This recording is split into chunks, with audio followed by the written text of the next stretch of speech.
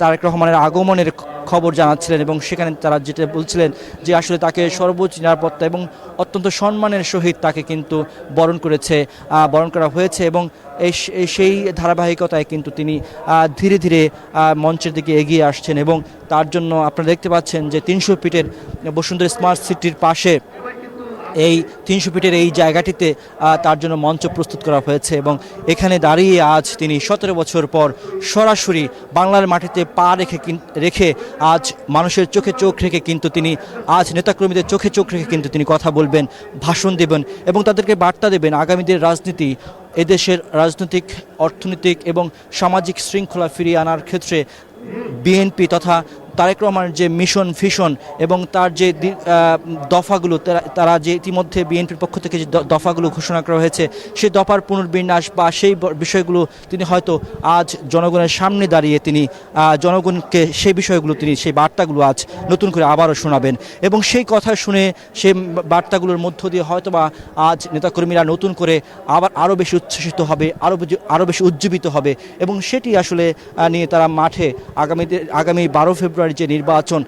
সেই নির্বাচনের তারা কাজ করবেন। সেই নির্বাচনের মেসেজগুলো কিন্তু মূলত এখান থেকে তারেক রহমান দেওয়ার চেষ্টা করবেন। হয়তোবা তিনি দলকে সংগঠিত রাখা, নেতাকর্মীদের মধ্যে ঐক্যবদ্ধ রাখা এবং যারা মনোনয়ন পেয়েছেন তারা যাতে মাঠে ঐক্যবদ্ধ হয়ে কাজ করেন, যারা মনোনয়ন পাননি তারা সবাই মিলে যাতে ঐক্যবদ্ধ হয়ে কাজ করে এবং তাদের যে জোটের শরিক সেই প্রার্থীরাও যাতে জয়ী হতে পারেন সেই সার্বিক বিষয়গুলো নিয়ে হয়তোবা তিনি আজ এখানে কথা বলবেন এবং সেই বার্তা দেওয়ার চেষ্টা করবেন যে কোনোভাবে আসলে জয়ের বন্দরে পৌঁছাতে হবে, সেখানে মানুষকে সম্পৃক্ত করতে হবে, জন আকাঙ্ক্ষা পূরণে আগামী দিনের এর একটি মাত্র পিল আপনাকে করবে টেনশন ফ্রি। এসএমসি নোরেক্স 1 এক পিলের সমাধান।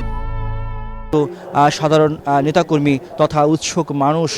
এক নজর জনাব তারেক রহমানকে দেখার জন্য এই বসুন্ধরা স্মার্ট সিটির পাশের যে ৩০০ ফিটের যে মঞ্চটি প্রস্তুত করা হয়েছে সেখানে কিন্তু জড়ো হয়েছেন, উপস্থিত হয়েছেন। আপনারা দেখতে পাচ্ছেন ক্যামেরার প্রতিটি জায়গায় যেখানে আমরা ক্যামেরা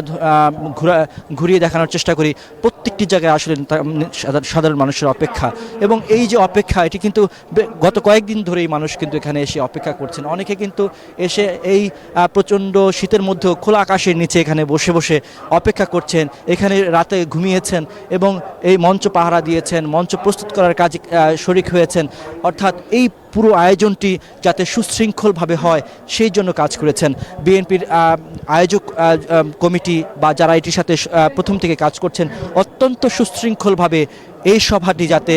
করা যায়, নির্বিঘ্ন করা যায় এবং মানুষের যাতে কোনো ভোগান্তি না হয় সে বিষয়গুলো মাথায় রেখে কিন্তু এই আয়োজনটি তারা করার চেষ্টা করেছেন এবং এই জন্য আসলে শহরের রাজধানীর ভেতরে এই সমাবেশটি না করে